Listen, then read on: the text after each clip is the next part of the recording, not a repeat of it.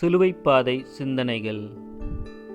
சிலுவைப்பாதை அன்பின் பாதை, அருளின் பாதை, இரக்கத்தின் பாதை, தியாகத்தின் பாதை.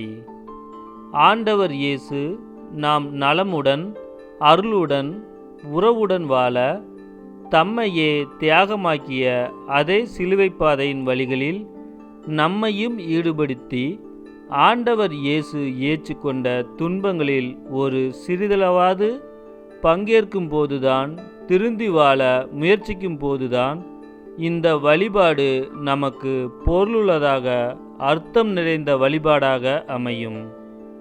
இத்தகைய சிந்தனைகளுடன் இயேசு நடந்து வந்த பாதைகளை சிந்திக்க, நமது பாவங்கள், குற்றம், குறைகளை ஏற்றுக்கொள்வோம், மனம் வருந்துவோம்.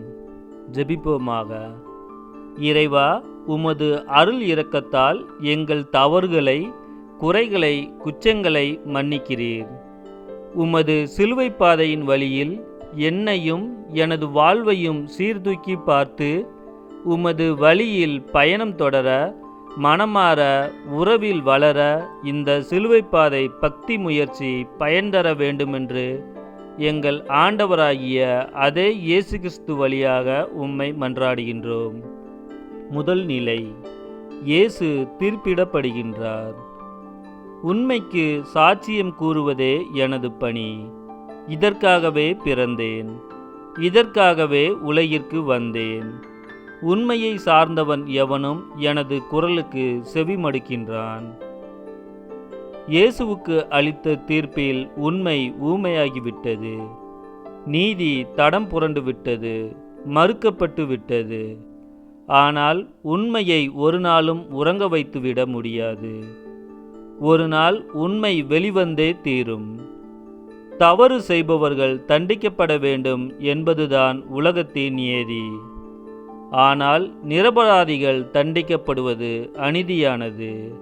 இன்றைய எனது அன்றாட வாழ்க்கை சூழ்நிலையில் நான் தவறு செய்திருந்தும், குற்றம் புரிந்திருந்தும் தண்டிக்கப்படக்கூடாது என்றே விரும்புகின்றேன். தவறு செய்த எனது உறவினரை, நண்பரை காப்பாற்ற வேண்டும் என்றே எண்ணுகிறேன்.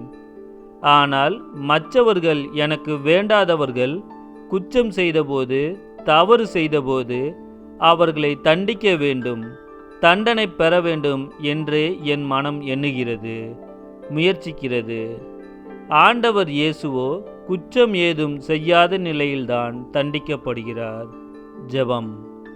அன்பு இயேசுவே, எனது வாழ்வில் பிறர் மீது அவதூறான பழிச்சொல் கூறாது, எவரையும் தவறாக மதிப்பிடாது, உண்மைக்கு மட்டும் துணை நின்று சான்று பகர்ந்து செயல்பட அருள் தாரும்.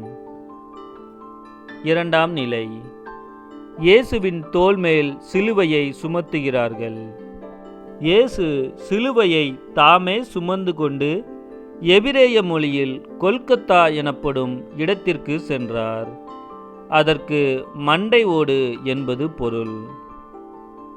சுமைக்கிறவனுக்குத்தான் சுமையின் பாரம் தெரியும். ஆனால் வாழ்வே சுமையாகிவிட்டால் என்ன செய்வது? சிலுவை அவமானத்தின் சின்னம். கள்வர் கொடியவர்களைத்தான் சிலுவையில் அறைந்து தண்டிப்பது மக்களின் வழக்கம். ஆனால் அத்தகைய கொடிய தண்டனையை இயேசுவின் மேல் சுமத்துகிறார்கள். ஆண்டவர் இயேசு தனது வாழ்நாளில் எவருக்குமே ஒரு சுமையாக இருந்ததே இல்லை, துன்பம் தந்தவராகவும் இல்லை. ஜெபம். அன்பு இயேசுவே, எங்கள் அருள் வாழ்வில், ஆன்மீக வாழ்வில் மற்றவர்களுக்கு சுமையாக இல்லாமல் சுகம் தருபவர்களாக செயல்படவும், நாங்கள் சந்திக்கின்ற துன்பங்களை, வேதனைகளை சவால்களாக ஏற்று வாழ அருள் தாரும். மூன்றாம் நிலை. இயேசு முதன்முறையாக கீழே விழுகிறார். அற்ப காரியங்களை அசட்டை செய்கிறவன் படிப்படியாக விழுவான். வீழ்ச்சி மனித வாழ்க்கையின் எழுச்சிக்கு ஓர் முன் தயாரிப்பு. வாழ்க்கையில் வீழ்ந்தவனெல்லாம் மடிந்து போவதில்லை, மடிந்து போனவனெல்லாம் மக்கி போவதுமில்லை. வீழ்ந்து எழுவதில்தான் புது வழிகளை காண முடியும். சாய்ந்து வளைந்து கொடுத்து நிமிர்ந்து நிற்பதில்தான் வாழ்க்கையின் அர்த்தம் பொருள் புரியும். நாணல் செடி காற்றிலே சாய்கிறதே ஒழிய சரிந்து வீழ்வதில்லை. நடக்க முடியாதவர்களை நடக்க செய்தார். பார்வையற்றவர்களை பார்க்க செய்தார்.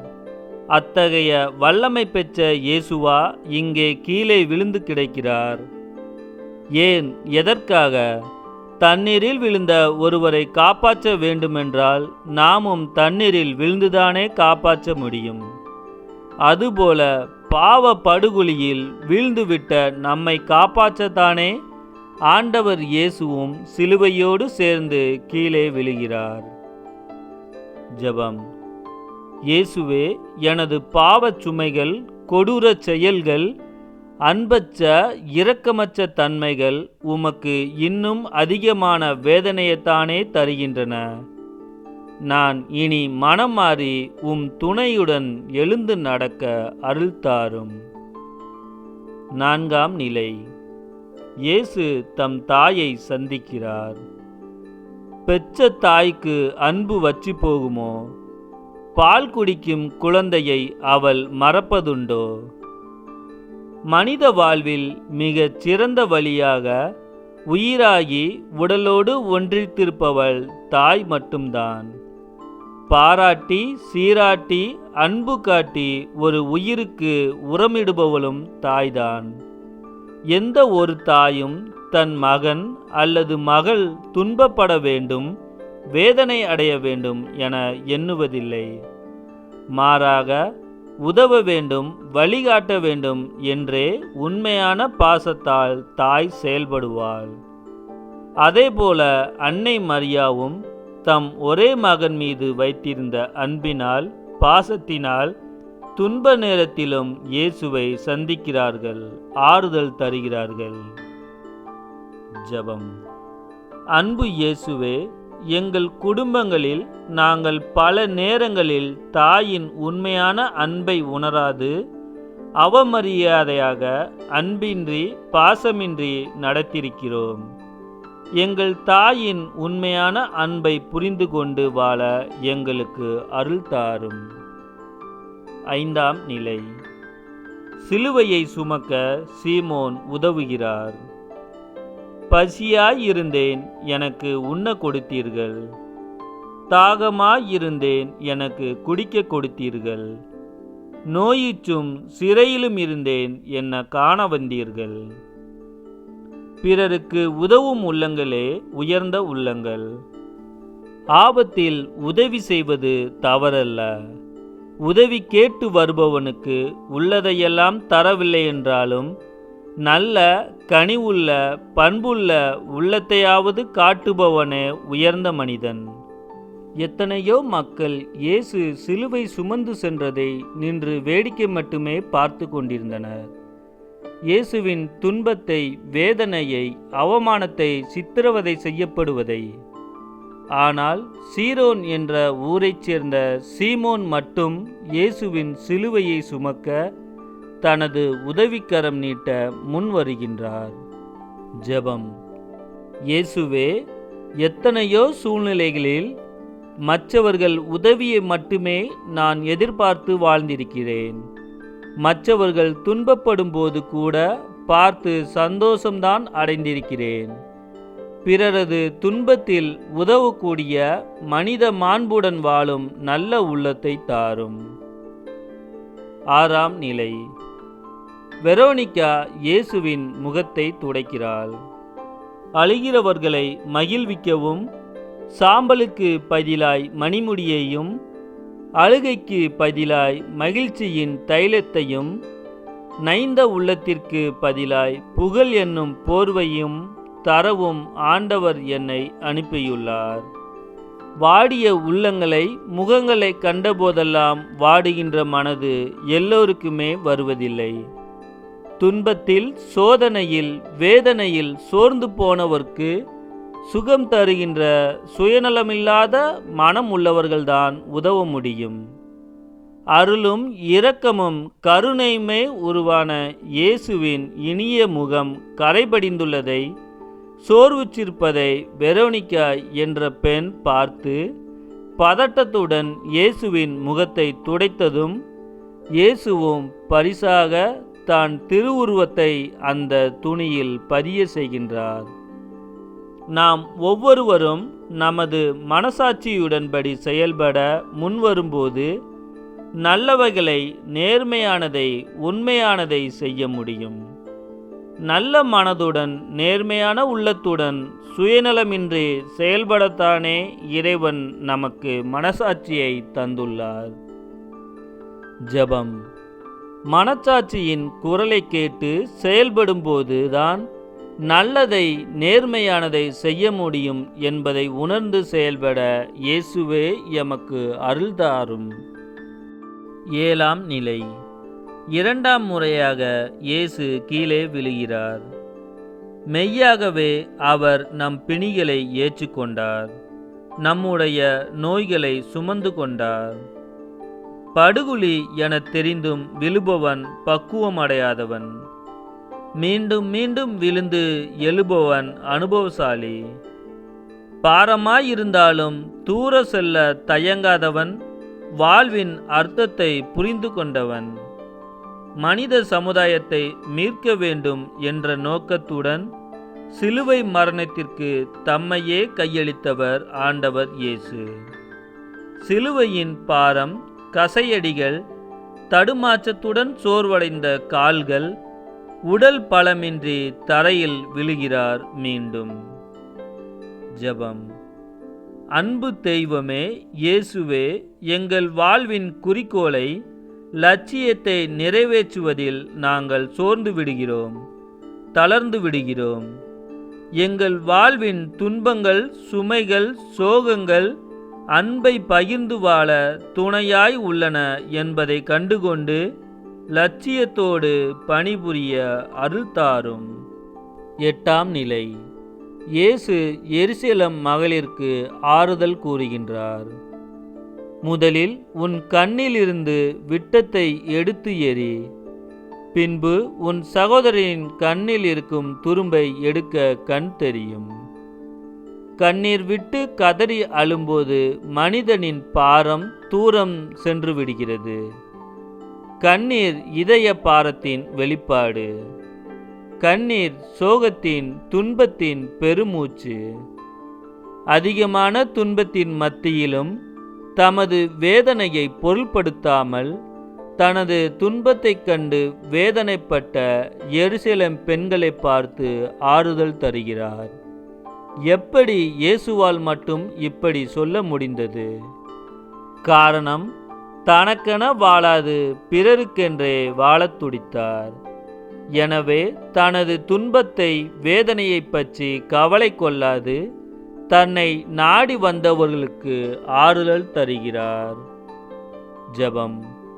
அன்பு தெய்வமே இயேசுவே, எத்தனையோ நேரங்களில் நாங்கள் பிறரை துன்புறுத்தி கொடுமைப்படுத்துவதிலே மகிழ்வை கண்டிருக்கிறோம்.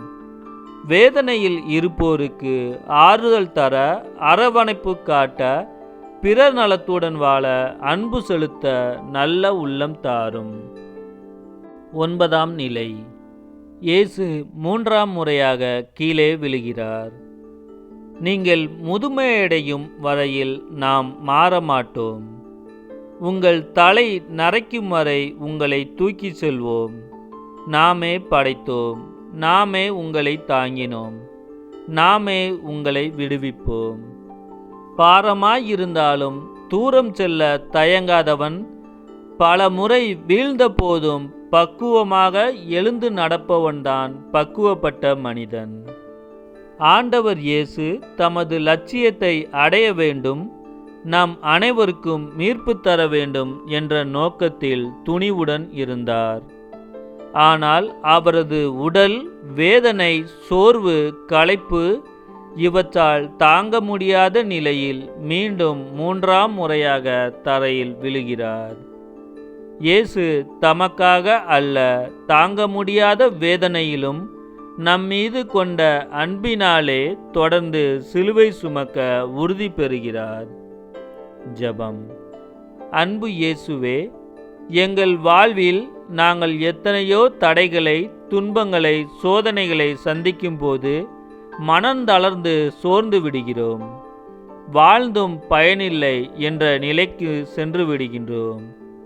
உமது அருளில் நம்பிக்கை கொண்டு சோதனைகளையும் சாதனைகளாக மாற்ற எமக்கு அருள் தாரும்.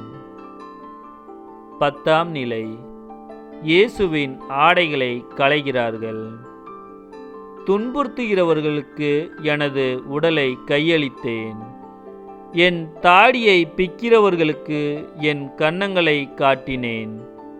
நிந்தை கூறுவோருக்கும் காரி உமிழ்வோர்க்கும் என் முகத்தை மறைத்து கொள்ளவில்லை. ஆடையில்லாதவன் அரை மனிதன். மனிதனின் மதிப்பீட்டை உயர்த்துவதே அவனது ஆடைதான். சாட்டையடிகளால் உடலோடு உடலாக இயேசுவின் ஆடைகள் ஒன்றாய் ஒட்டியிருந்தது. அவற்றை களைந்தபோது மீண்டும் இரத்த வெள்ளம் பெருக்கெடுக்கிறது. துன்பத்திற்கு மேல் துன்பம் அதிகரிக்கிறது. வேதனைகளின் மத்தியில் துடிதுடிக்கிறார். ஜெபம். அன்பு இயேசுவே, ஆடை மனித மாண்பின் அடையாளம். அவற்றையும் களைந்து இன்னும் அதிகமான முறையில் கொடுமைப்படுத்திய போதும் எல்லாவற்றையும் பொறுமையுடன் ஏற்றுக்கொண்டீர். எங்களது துன்பத்திலும் சோதனையிலும் நாங்கள் விசுவாசத்தை இழந்துவிடாது பொறுமையுடன் உம்முடன் நடக்க அருள் தாரும். 11ஆம் நிலை. இயேசுவை சிலுவையில் அறைகிறார்கள். நம் பாவங்களுக்காகவே அவர் காயப்பட்டார். நம் அக்கிரமங்களுக்காகவே அவர் நொறுக்கப்பட்டார். நம்மை நலமாக்கும் தண்டனை அவர் மேல் விழுந்தது. அவருடைய காயங்களால் நாம் குணமடைந்தோம். பிறருக்காக வேதனையை சுமப்பவன் தியாகி. அன்புக்காக அவமதிக்கப்படுபவன் நண்பன். ஆண்டவனுக்காக வலியை தாங்கிக் கொள்பவன் பக்தன். நியாயத்திற்காக, உண்மைக்காக, பிறருக்காக, அன்புக்காக, ஆண்டவனுக்காக காயப்படுபவனே முழு மனிதன். எத்தனையோ உள்ளங்களை, உடல் நோயாளிகளை தொட்டு ஆசீர்வதித்த கைகளில் கால்களில் ஆணிகளை அடிக்கிறார்கள். ஒரு சிறு கல் நமது காலில் இடித்தாலும் எவ்வளவு வேதனையை அனுபவிக்கின்றோம். ஆனால் இயேசுவின் கைகளிலும் கால்களிலும் ஆணிகளை அடித்து சிலுவை மரத்தோடு அவரது உடலை இணைத்தபோது எவ்வளவு கொடிய துன்பத்தை அனுபவித்திருப்பார். யாருக்காக? உனக்காக, எனக்காக, நமக்காகத்தானே. ஜெபம். அன்பு இயேசுவே, எனக்காகவே நீர் காயப்பட்டீர், அடித்து நொறுக்கப்பட்டீர். உமது காயங்களால், தழும்புகளால் நாங்கள் சுகம் பெற்று கொண்டோம் என்ற உண்மையை உணர்ந்து கொண்டு செயல்பட அருள் தாரும். 12ஆம் நிலை. இயேசு சிலுவையில் உயிர் விடுகிறார். நண்பகல் தொடங்கி 3 மணி வரை நாடெங்கும் இருள் உண்டாயிற்று. ஏறக்குறைய 3 மணிக்கு இயேசு, என் கடவுளே, என் கடவுளே, ஏன் என்னை கைவிட்டீர் என்று உரக்க கத்தி ஆவி துறந்தார்.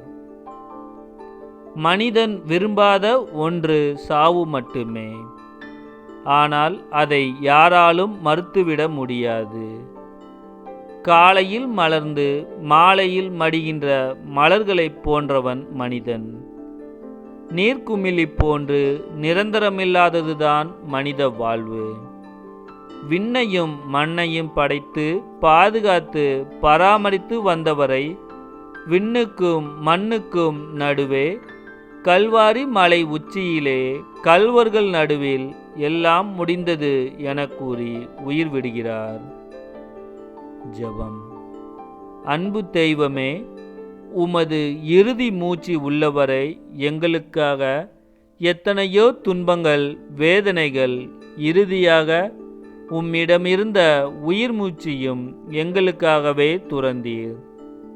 இனி நான் எனது வாழ்வில், வார்த்தைகளில், உறவில், அன்பில் மாற்றம் கண்டு உமக்காய் வாழ அருள் தாரும். 13ஆம் நிலை. இயேசு அன்னை மரியாவின் மடியில். உமது உள்ளத்தையும் ஒரு வாள் ஊடுருவி பாயும். தாய் சொந்தம் மட்டுமே தவிர்க்க முடியாதது. தாய் சொந்தம் மட்டுமே நிரந்தரமானது, நிலைத்திருக்க கூடியது.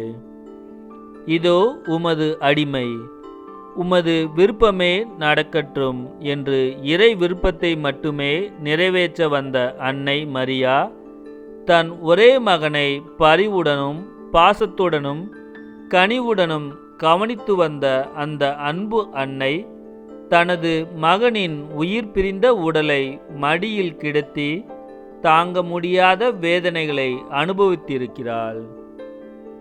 ஜெபம்.